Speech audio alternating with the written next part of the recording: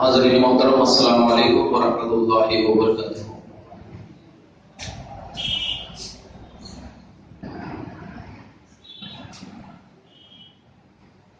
الحمد للہ رب العالمین، والصلاة والسلام علی سید المرسلین وعلى آلہ واصحابہ اجمعین، اما بعد، قال اللہ تبارک وتعالی فی القرآن المجید والفرقان الحمید، اعوذ باللہ من الشیطان الرجیم، بسم اللہ الرحمن الرحیم، وَأَمَّا السَّائِلَ فَلَا تَنْهَرْ وَأَمَّا بِنِعْمَةِ رَبِّكَ فَحَدِّثْ۔ صدق اللہ مولانا العظیم، وبلغنا رسولہ النبی الامین المتین الکریم، ونحن على ذلك لمن الشاهدين والشاكرين، والحمد للہ رب العالمین۔ آئیے سب سے پہلے ہمارا نبی آخر جمع تاجدار انبیاء سید الابرار نبی مختار، ہم غریبوں کے غمگسار، عالمین کے لیے رحمت، امت کا سہارا، محمد مصطفیٰ صلی اللہ علیہ وسلم کی بارگاہ مقدسہ میں درود و سلام کا ہدیہ نچھاور کریں، بآواز بلند پڑھیں، اللہم صلی علی سیدنا و شفیعنا حبیبنا مولانا محمد الباری وسلم، صلاۃ و سلام علیک یا رسول اللہ، صلاۃ و سلام علیک یا حبیب اللہ صلی اللہ تعالی علیہ وسلم۔ حضرات گرامی،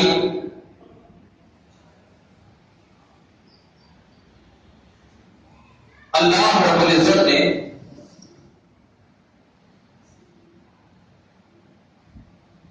کلام مقدس میں ارشاد فرمایا، وَأَمَّا السَّائِلَ فَلَا تَنْهَرْ وَأَمَّا بِنِعْمَةِ رَبِّكَ فَحَدِّثْ۔ اس کا میننگ یہ ہے، معنی اور ترجمہ یہ ہے کہ محبوب، آپ کی بارگاہ میں اگر کوئی منگتا آئے، کوئی مانگنے والا آئے اور آپ سے مانگے، اما السائل فلا تنہر کا معنی، اے محبوب، آپ کی بارگاہ میں اگر کوئی مانگنے والا آئے، کوئی منگتا آئے تو فلا تنہر، اسے چھڑکی مت دو، اسے عطا کر دو، اسے عطا کر دو۔ اب اس آیت کریمہ میں اللہ نے قید نہیں لگائی کہ منگتا مدینے ہی میں جانا ہے یا منگتے کا مکہ ہی میں جانا، نہیں، جہاں نبی وہاں پہنچ جاؤ مل جائے، دل میں نبی پہنچ جاؤ مل جائے، آنکھوں میں نبی پہنچ جاؤ مل جائے گا۔ کیوں؟ اس لیے کہ اللہ نے کہا وَأَمَّا السَّائِلَ فَلَا تَنْهَرْ، محبوب منگنے کو دیکھنا کہ یہ منگتا تجھ سے محبت کرنے والا ہے یا نہیں، اگر ہے تو دے دینا، ہے تو دے دینا۔ حدیث پاک سناتا چلو، کئی کتابوں میں اس کا ذکر کیا گیا، ایک دو کتاب نہیں ہے جس کو میں بیان کروں، جب ایک حدیث کئی کتابوں میں رہتی ہے میری عادت ہوتی ہے قریب 24 سے 25 احادیث کی کتابوں میں یہ حدیث موجود ہے کہ کوئی بندہ، کیونکہ عقیدے کی بات ہے، ذرا دھیان سے سنیے، کوئی بندہ اگر اللہ رب العزت کی بات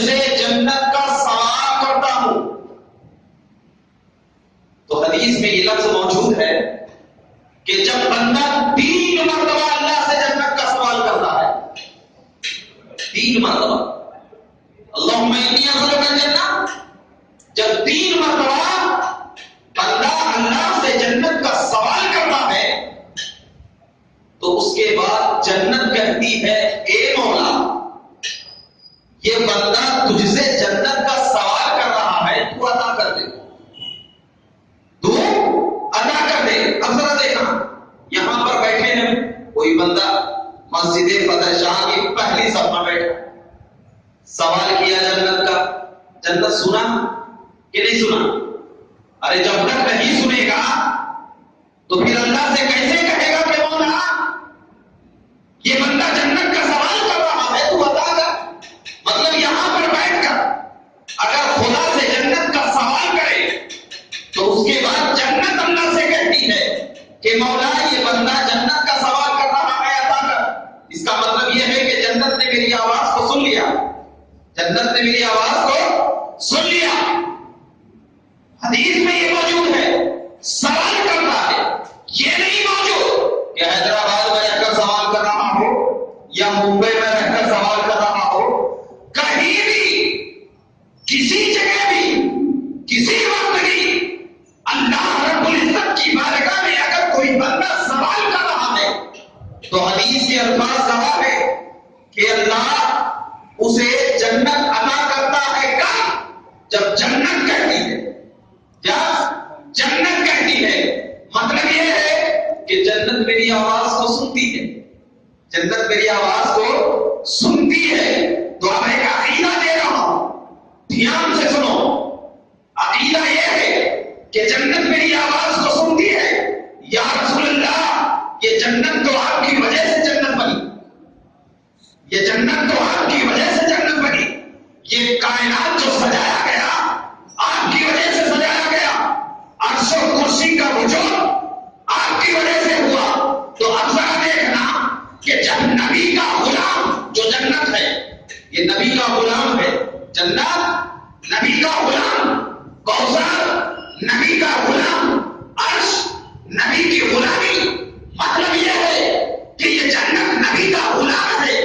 تو ایک بندہ اگر اللہ سے سوال کر رہا ہے تو یہ جنت ہماری آوازوں کو سن رہی ہے، یہ نبی کا غلام ہے۔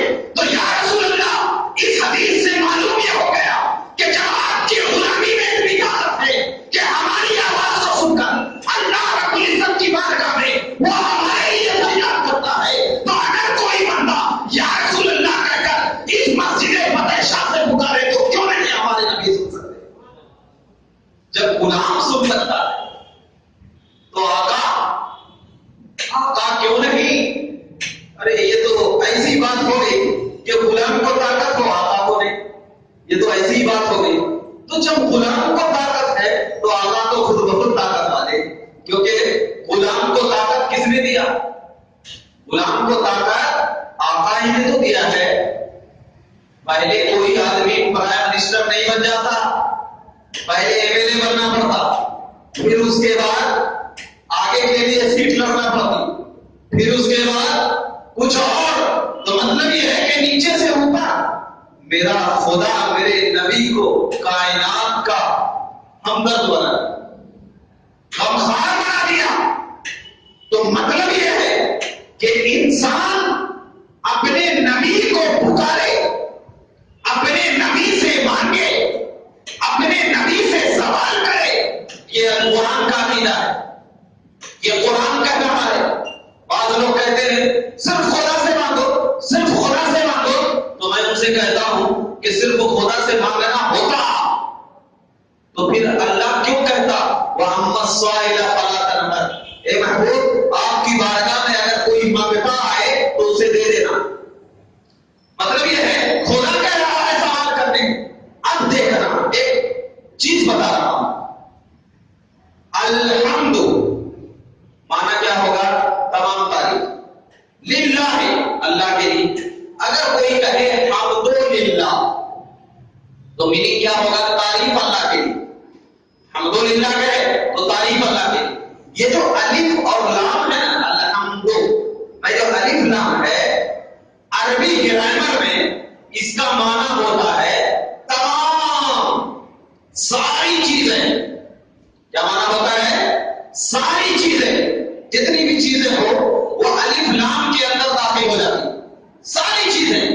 اب الحمد مطلب ساری خوبیاں اللہ کے لیے، ساری خوبیاں اللہ کے لیے۔ تو الف لام کا معنی یہ ہے کہ ساری چیزیں، ساری خوبیاں۔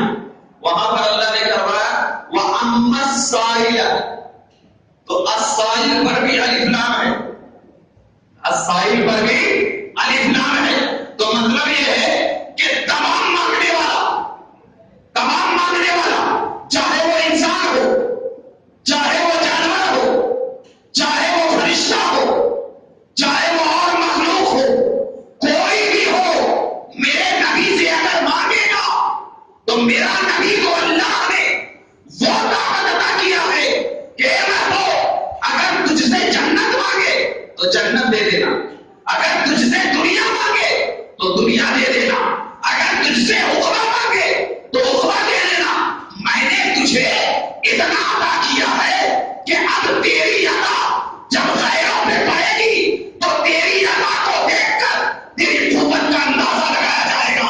اسی وجہ سے جب لوگ نبی کی بارگاہ میں آئے اور آنے کے بعد کہا یا رسول اللہ ہم پریشان ہیں، ہم پریشان حال ہو چکے ہیں، تو اللہ کے نبی نے کہا صحابیوں پریشان نہ ہو، کیونکہ ابھی تو تیرے عطائے مصطفیٰ باقی ہے۔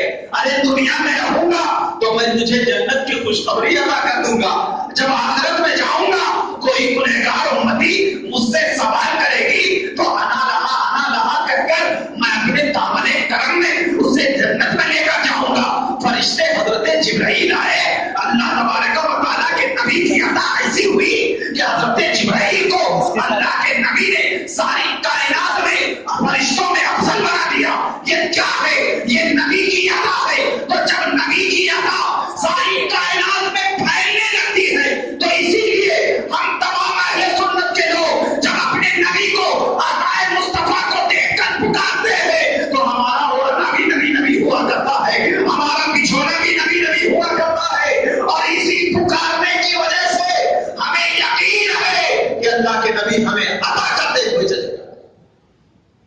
یہی وجہ ہے کہ وَأَمَّا السَّائِلَ، اے محبوب کیسا بھی سوال کرنے والا، بعض لوگوں کے پاس اب اس سے تو یہی ثابت ہوتا ہے وَأَمَّا السَّائِلَ فَلَا تَنْهَرْ، محبوب جو مانگتا ہے اب اسے دے دینا۔ اب یہاں پر ایک چیز بات سمجھ میں آتی ہے، کیا میرے پاس اگر کسی چیز کی ڈگری ہوگی، ڈاکٹر کی اگر ڈگری ہے تو میرے پاس ڈاکٹر یا مانگنے کے لیے آئے، اگر میرے پاس کاروبار کی چیز ہے تو کاروبار کے گھر سے آئے۔ مطلب یہ ہے کوئی دوسرا آدمی نہیں آ سکتا، کیوں؟ اس لیے کہ میرے پاس ڈگری ہوئی۔ تو میرے پاس اگر مانگنے کے لیے آئے گا تو میرے لیے خاص کر دیا جائے گا ایک چیز کیا کر دیا جائے گا؟ خاص۔ مگر اللہ نے دیکھیے کیسی آیت نازل کی، واپس آیا، کوئی بھی سائل ہو، کوئی بھی سائل، کسی قسم کا سوال ہو۔ اسی لیے تو جب صحابہ کرام نے یہ آیت دیکھی تو صحابہ کرام اپنے درد کو سنانے نبی کی بارگاہ میں جاتے اور نبی انہیں عطا کر دے۔ جیسے کسی کو اللہ کے نبی نے دنیا ہی میں جنت عطا کر دیا، عشرہ مبشر عطا کر دیا۔ حضرت عباس ہے، کہا یا رسول اللہ مسجد حرام میں تو گھاس اکھاڑنا حرام، لیکن ہماری بکریاں تو مر جائیں گی، کچھ کیجئے۔ تو حضرت عباس کو نبی کریم نے کہا کہ عباس سنو، ساری چیزیں حرام ہے الا الازخر، لیکن جو ازخر گھاس ہے جو بکریاں کھاتی ہے وہ جائز ہے، وہ جائز ہے۔ اب ذرا بتاؤ، حدیث تو یہ کہتی ہے کوئی بھی سائل آئے میرے نبی سے، تو آپ میرے نبی سے اگر کوئی سائل آئے گا کچھ بھی مانگے گا تو عطا ہوگی کہ نہیں ہوتی؟ اور مانگنا اسی سے کیا جاتا ہے جو ہمارے لیے رتبے میں بڑا ہو، رتبے میں بڑا ہو، ہر چیز میں بڑا ہو۔ یعنی مثال کے طور پر اگر کوئی دنیاوی انسان ہے، دنیا چاہ رہا ہے، تو اب دنیاوی اعتبار سے اسد الدین اویسی بڑا ہے، ایم پی ہے، بڑا ہے، ہم اپنی فریاد لے کر اس کے ہمیں یقین ہے کیونکہ اس کو طاقت و قوت ہے، ہمیں یقین ہے کہ دنیاوی مدد کر سکتا ہے، تب تو جائے گی، رتبے میں بڑا ہو۔ تو اسی لیے تو ہم اہل سنت یا رسول اللہ کہہ کر اس لیے پکارتے ہیں کہ اللہ نے کہا کہ ہم سائل ہیں، سائل، اور نبی مسئول، تو سائل اپنے آقا سے مانگتا ہے، اس لیے ہم مانگتے ہیں، اور اس لیے بھی کہ ہم ان کو اپنے جیسا نہیں سمجھتے، ہم سے بڑا سمجھتے ہیں، تب ان کی بارگاہ میں جاتے ہیں۔ تو جو لوگ اپنے جیسا سمجھتے ہیں وہ نبی کی عطا سے محروم ہے، نبی کی رحمت سے محروم ہے، نبی کی نورانیت سے محروم ہے۔ تو اگر اپنے سینوں میں نبی کی عطا شامل کرنا چاہتے ہو تو دیکھو کہ صحابہ نے جن جن حالتوں میں اللہ کے نبی کی شان کو اپنے سینوں میں بسا لیا، اور بسا کر جب اللہ کی نبی کی بارگاہ میں گئے تو حضرت ابو ہریرہ نے کہا یا رسول اللہ ہمارا ذہن کمزور ہو گیا ہے، ہمیں کچھ یاد نہیں رہتا ہے، ہمیں کچھ ایسی چیزیں عطا کر دیجئے جو ہمارا ذہن مضبوط ہو جائے۔ اب میں پوچھنا چاہتا ہوں اے ابو ہریرہ آپ نبی کی بارگاہ میں کیوں گئے مانگنے کے لیے؟ تو حضرت ابو ہریرہ کہیں گے میں اس لیے گیا کہ اللہ نے کہا ہے کہ سائل جو نبی کی بارگاہ میں آتا ہے کبھی خالی ہاتھ واپس نہیں لوٹتا ہے۔ میں نبی کی بارگاہ میں گیا کہ آج تو مجھے عطا ہو ہی جائے گا۔ نبی نے اپنا دست مبارک نکالا، حضرت ابو ہریرہ کے سینے پہ رکھا اور ایک ہاتھ حضرت ابو ہریرہ کی چادر پہ ڈالا۔ ابو ہریرہ کہتے ہیں نبی نے جیسے اپنا سینے اور اپنا دست مبارک میرے سینے پہ رکھ دیا، میرے دل کی دنیا بدل گئی، جو میں پہلے بھول چکا تھا وہ بھی یاد آنے لگا، اور زندگی میں نے کبھی نہیں بھولا۔ تو یہ صحابہ کا عقیدہ تھا کہ جب کوئی پریشانی ہوتی نبی کی بارگاہ میں جاتے یہ سوچ کر کہ اللہ کے نبی ہمیں عطا کریں گے، کیونکہ اللہ کے نبی کو اللہ نے طاقت و قوت عطا کیا ہے۔ تو اب جب بندہ مومن اپنے نبی کو سچے دل سے پکارتا ہے تو یہ پکار ایسی ہے کہ اگر یہاں پر بیٹھ کے پکار رہے ہیں تو بھی ہماری فریاد سنا کرتے ہیں، وہاں جا کر پکار رہے ہیں تو بھی ہماری فریاد سنا۔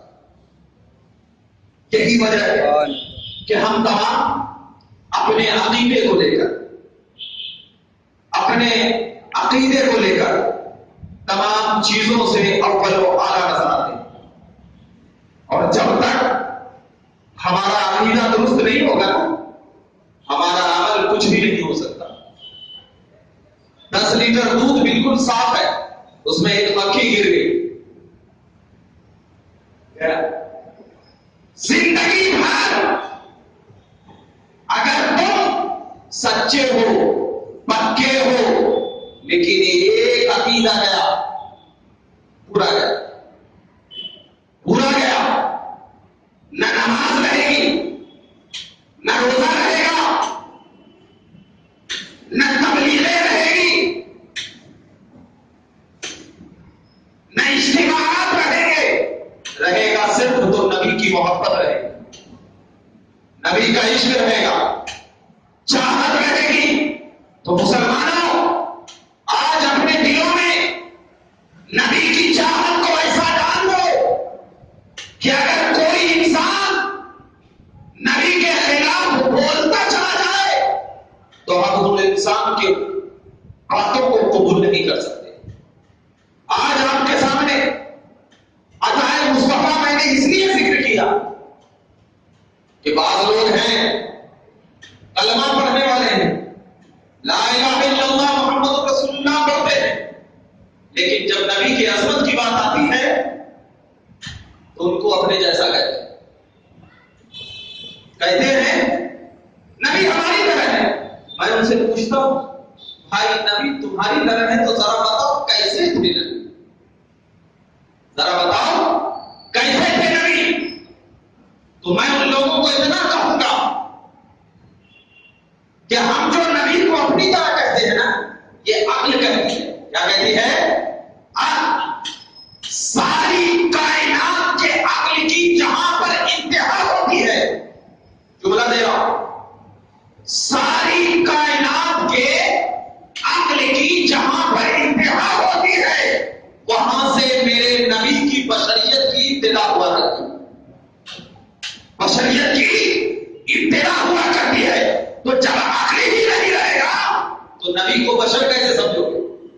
پھر بھی وہ کہتے نہیں ہماری طرح. میں بولا تیری طرح ہے کس طرح کی؟ نبی چلتے تھے تو ہم بھی چلتے, نبی چلتے تھے تو ہم بھی چلتے ہیں. تو ان سے کہنا ٹھیک ہے, نبی کے چلنے پہ تو اللہ نے قسم کھائی, تیرے چلنے پہ قسم کھائی ہے؟ نبی کے چلنے کو اللہ نے کہا لا اقسم بهذا البلد وانت حل بهذا البلد. اے محبوب میں تیرے اس شہر کی قسم اس لیے کھاتا ہوں کہ آپ اس میں رہتے چلتے ہیں. اب ان سے کہا جائے کہ نبی تیری طرح چلتے تھے, ارے نبی کے چلنے پہ تو اللہ نے قسم کھائی تھے, نبی جیسا بولتے تھے ہم بھی بولتے. تو ان سے کہنا نبی کی بولی کو اللہ نے کہا ما ينطق عن الهوى ان هو الا وحی یوحی, یہ نبی کی بولی نہیں خدا کی بولی. تیرے بولنے کو اللہ نے کہا نہیں. اور کیا ہے بولتے ٹھیک, نبی کے بال جیسے ہمارے بھی بال ویسے, نبی کی زلف جیسی ہماری بھی زلف ویسی. تو ان سے کہنا ارے نبی کا چہرہ جب اوڑھ کر سو جاتا تو اللہ کہتا واللیل اذا سجا. نبی اپنے چہرے کو نکالتے مکہ کی وادیوں میں چلتے تو اللہ کہتا والضحیٰ. اب ذرا بتاؤ ہر ایک آدھا کو جب اللہ نے نبی کی شان بتائی, چلنا نبی کی شان قرآن میں بیان کیا گیا, بولنا نبی کی شان قرآن میں بیان کیا گیا, نبی کے زلف و چہرے کو قرآن میں بیان کیا گیا, نبی کی دینے کو قرآن میں بیان کیا گیا, نبی کی تلاوت کو قرآن میں بیان کیا گیا. تو جب نبی کے سارے جسم و جسمانیت کو اللہ تبارک و تعالیٰ نے کلام مقدس میں ایک عالی شان مرتبے سے بیان کیا ہے, تو اب کون ہے بندہ جو کہتا ہے کہ نبی ہماری طرح ہے؟ اگر نبی تیری طرح ہوتے تو بتا تو نے کتنے کو جنتی بنایا. نبی تیری طرح ہوتے بتا تو نے کتنے کو صحابی بنایا. نبی تیری طرح ہوتے بتا کہ مسجد نبوی میں نبی کا قدم پڑا 50,000 نماز کا ثواب مل گیا. تو اس مسجد فتح شاہ میں آ کر تیرے قدم پڑے کتنی نماز کا ثواب ملا. نبی مسلمانوں صحابہ کا عقیدہ, نبی تو اعلیٰ مقام ہے, صحابہ کا عقیدہ یہ تھا کہ نبی اگر کسی پانی کو ٹچ کر لے تو صحابہ کا عقیدہ یہ تھا کہ وہ پانی کائنات میں افسر ہو گیا.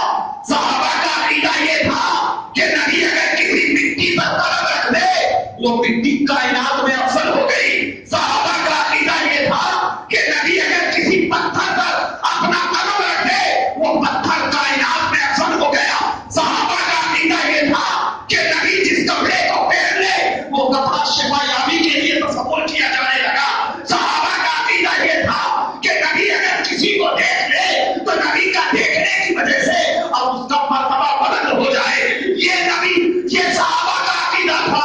آج لوگ اپنے آپ کو صحابہ کے غلام کو کہتے ہیں, یوم صحابہ کو مناتے ہیں, لیکن جب صحابہ کے باتوں پہ عمل کرنے کی بات آتی ہے تو وہ یہودیوں کے غلام بنے بیٹھے ہیں. ہم پر طرح طرح کے فتوے لگاتے ہیں. ارے میرے نبی کو صحابہ کرام کی نظر میں میرا رسول اتنا اعلیٰ, اتنا افضل, اتنا اوسط, اتنا بیوٹیفل تھا کہ صحابہ اپنی نگاہوں کو نبی کی طرف دیکھا نہیں کرتے تھے. اللہ اکبر کبیرہ.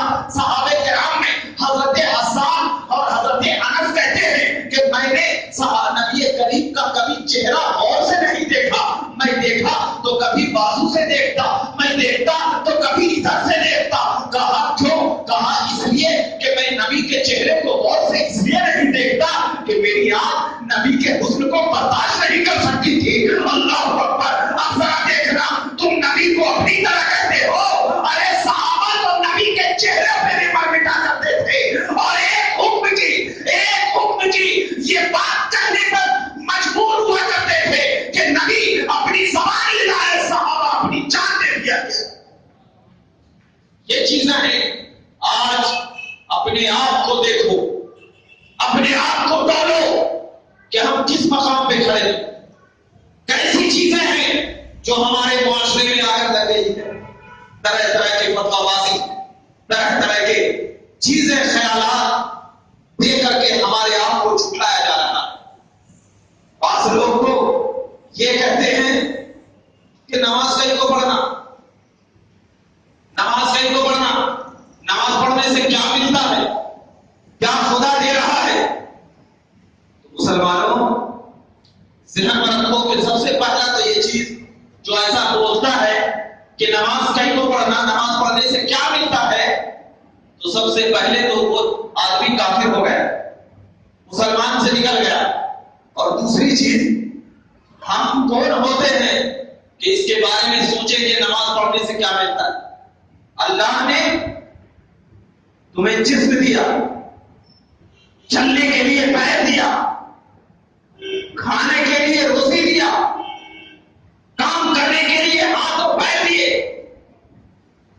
اگر تجھے نگڑا بناتا، تجھے اندھا بناتا، اپاہج کر دیتا تو گھر میں بیٹھے رہتے، پھر کہتے نماز پڑھنے سے کیا ملتا ہے؟ یہ شکر ادا کرو کہ ہم دونوں کو پیر ہے، ہاتھ ہے۔ ان سے پوچھو جا کر جسے آنکھ نہ ہو، کیا کر رہے ہیں وہ لوگ؟ اللہ نے جو چیز ہم پر فرض کی کہ اللہ کے بتائے ہوئی چیزوں پہ ہم سوال کریں، یہی سوال بنی اسرائیلوں نے کیا تھا تو اللہ نے انہیں بندر بنا دیا، زمین میں دھسا دیا۔ یہ تو میرے نبی کے رحمت للعالمین نبی کا کرنا ہے جو ان کی وجہ سے ہم بچے ہوئے۔ جس کا بھی ذہن ایسا ہو، خدا کا اپنے ذہن کو پاک کرو، ورنہ آج ہم زندے ہیں، کل مر جائیں گے تو کیا جواب دیں گے ہم کسی کو؟ اللہ کو کیا ہم دکھائیں گے؟ ایک تو یہ چیز ہے۔ دوسری ایک چیز سوال آیا تھا میں ابھی آتے آتے، بعض لوگوں نے کہا کہ کچھ لوگ بولتے ہیں کہ کافر کو کافر نہیں کہنا چاہیے۔ میں نے ان سے پوچھا کیوں کافر کو کافر کیوں نہیں کہنا؟ تو انہوں نے کہا اس لیے نہیں کہنا کہ ہو سکتا ہے کہ مسلمان ہو جائے۔ اچھا، بہت اچھی جواب دی۔ تو میں نے ان سے یہی کہا کہ مسلمان کو مسلمان مت کہو، بولے کہیں کو ہو سکتا ہے کہ کافر بن جائے، ایک دم سمپل ہے۔ جس طرح کافر کو کافر نہیں کہنا چاہیے، ان کا جواب کیا تھا؟ ہو سکتا ہے مسلمان بن جائے، تو یہ بھی تو کہو کہ مسلمان کو مسلمان مت کہو، ہو سکتا ہے وہ کافر بن جائے۔ میرے نبی نے جب اسلام پھیلنے لگا، کفر کی دلدل الگ ہونے لگی، منافقت اوج پہ آنے لگی، تو کیا بخاری کی حدیث نہیں پڑھے؟ نہیں پڑھے کہ اللہ کے نبی نے کہا وہ خروج یہی مسجد، ایک منافق اس مسجد سے نکل جا، نام لے لے کر نکالا، اور منافق کون ہے؟ کافر۔ اور دوسری بات یہ ہے کہ اللہ نے قرآن میں کہا قل یا ایھا الکافرون، اے محبوب آپ کہہ دیجئے کہ اے کافرو، اے کافرو، تو مطلب یہ ہے کہ اللہ کو نہیں معلوم تھا کہ ہو سکتا ہے یہ مسلمان ہو جائے؟ معلوم تھا کہ نہیں تھا؟ انسان کو ہم انسان ہی بولیں گے، آپ بولو کہ انسان کو انسان مت بولو، ہو سکتا ہے جانور ہو جائے، یہ ہو سکنے میں بہت بات۔ تو کتے کو انسان بولو، ہو سکتا ہے انسان بن جائے، یا کسی جانور کو انسان بولو، ہو سکتا ہے انسان بن جائے۔ یہ ہو سکنے میں بہت بات ہے، لیکن جو ابھی ہے، جو ابھی پرسنٹ ہے، اس پہ فتویٰ لگتا ہے، ہو سکنے میں فتویٰ نہیں لگتا۔ یہاں پہ ٹھہرے ہوئے تقریر کر رہے ہیں، ہو سکتا ہے میری موت ہو جائے، یہ ہو سکنے میں ہے، مگر جو پرسنٹ ہے اس پہ فتویٰ لگایا جائے گا۔ اس پہ اگر میں نے کچھ کہہ دیا تو میرے پہ فتویٰ لگائے گا، کیوں؟ اس لیے کہ ہو سکنا بات کی بات ہے۔ تو جو ابھی پرسنٹ ہے وہ قرآن پرسنٹ کے اعتبار سے تمام مسلمانوں کو یہ حکم دے رہا ہے، کوئی مسلمان ہے تو اسے مسلمان کہو، کوئی یہودی ہے تو اسے یہودی کہو، کوئی اہل کتاب ہے تو اسے اہل کتاب کہو، کوئی کافر ہے تو اسے کافر کہو، کوئی مومن ہے تو مومن کہو، کیونکہ قرآن نے کہا یا ایھا الذین آمنوا ادخلوا فی السلم کافہ، اے ایمان والو پکے مسلمان ہو جاؤ، اے ایمان والو پکے مسلمان ہو جاؤ۔ اللہ نے مومن کو مومن کہا، مومن کو مومن کہا، لیکن جب کافر کی بات آئی تو قل یا ایھا الکافرون، اے کافرو۔ تو اب جو لوگ انٹرنیٹوں پہ بیان دیتے ہیں کہ کافر کو کافر نہیں کہو کیونکہ نبی نے بھی نہیں کہا ہے، اور بڑے بڑے آنسو نکالتے ہیں، نبی نے نہیں کہا، نبی نے نہیں کہا۔ ارے قرآن تو کہا ہے نا، اور پہلے قرآن ہوتا ہے بعد میں حدیث۔ اسی لیے اللہ نے جب قرآن میں قل یا ایھا الکافرون کہا تو اس کے بعد نبی نے اپنی مسجدوں سے منافقوں کو نکالا۔ تو یہ صرف ہم کو بہکانے کی بات نہیں، ہمارے ذہن کو خراب کرنے کی بات نہیں، ہمارے ذہن و دماغ میں یہ وسوسے ڈالنے کی بات ہے۔ تو مسلمانوں اپنے ذہن و دماغ کو دیکھو، اور کوئی بھی حاجت پیش ہو میرے نبی سے مانگو، کیونکہ اللہ نے میرے نبی کو وہ چیزیں عطا کیا ہے، اور نبی اللہ کی عطا سے عطا کرنے والے ہوا کرتے ہیں۔ اسی بنیاد پر جب قرآن نے کہا وَأَمَّا السَّائِلَ فَلَا تَنْهَرْ، اے محبوب کوئی اگر سائل، کوئی اگر مانگتا آپ کی بارگاہ میں آئے تو انہیں دے دینا۔ اس کے بعد اللہ کہتا ہے وَأَمَّا بِنِعْمَتِ رَبِّكَ فَحَدِّثْ، اور اپنی رب کی نعمت کا خوب چرچا کرو۔ محبوب دنیا والوں کو میں نے تیری شکل میں نعمت عطا کیا ہے، اور تجھے میں نے وہ نعمت عطا کیا ہے جو کائنات میں کسی کو عطا نہیں کیا۔ جب نبوت کی بات آئی تو میں نے نبوت عطا کیا، علم کی بات آئی علم عطا کیا، تقویٰ کی بات آئی تقویٰ عطا کیا، اختیار کی بات آئی اختیار عطا کیا، غیب کی بات آئی غیب عطا کیا۔ اور سنو اے محبوب، اگر آپ مدینے میں بیٹھ کر عرش اعظم کی خبر رکھتے ہیں تو یہ بھی آپ کی عطا ہے، میں نے عطا کر دیا ہے، اور یہ عطا ساری کائنات میں ایسی ہے کہ محبوب موسیٰ کو میں نے لاٹھی دیا تھا تاکہ وہ زمین پر مارے، لیکن میں تجھے ایسے عطا کروں گا کہ آپ اپنی انگلیوں سے پانی نکالو۔ اور محبوب سنو، اب لوگ تو لوہے سے تلوار بنایا کرتے تھے، لیکن محبوب آپ کی عطا میں ایسی ہے کہ اگر کوئی لکڑی آپ کے ہاتھ میں آ جائے گی تو وہ بھی تلوار پر بھی چلی جائے گی۔ یہ ہمارے مصطفیٰ کائنات میں ایسی ہے کہ مسلمانوں اپنے ذہن و دماغ میں یہ عقیدہ بنا لو کہ اگر عطائے مصطفیٰ میں اپنی زندگی کو گزارنا چاہتے ہو، اپنے آپ کو نگاہ مصطفیٰ کا وہ معصوم بنانا چاہتے ہو، تو سب سے چیز یہ ہے کہ اپنی غلامی نبی کے قدموں میں ڈال دو، اپنے سر کو نبی کے قدموں میں ڈال دو، اور اپنا عقیدہ سدھارو، کیونکہ جب تک عقیدہ نہیں سدھرتا نہ کوئی نماز قبول ہوتی ہے نہ روزہ قبول ہوتا ہے۔ یہی چیز کے ساتھ ہم تمام کو یہی ذہن و دماغ میں رکھنا چاہیے کہ مولا کریم ہم تمام کو سچا پکا عاشق رسول بنائے، اور ہم تمام کو ہمیشہ ہمیں پانچ وقت کی نماز کی پابندی کی توفیق عطا فرمائے۔ ہم تمام پہ جو پریشان حال ہے مولا ان کی پریشانیوں کو دور فرما، اور جو کاروبار سے نہیں ہے مولا ان کو کاروبار عطا فرما اور اس میں ترقی عطا فرما۔ وآخر دعوانا الحمدللہ رب العالمین۔ السلام علیکم۔ جو اللہ سنت میں پڑھیں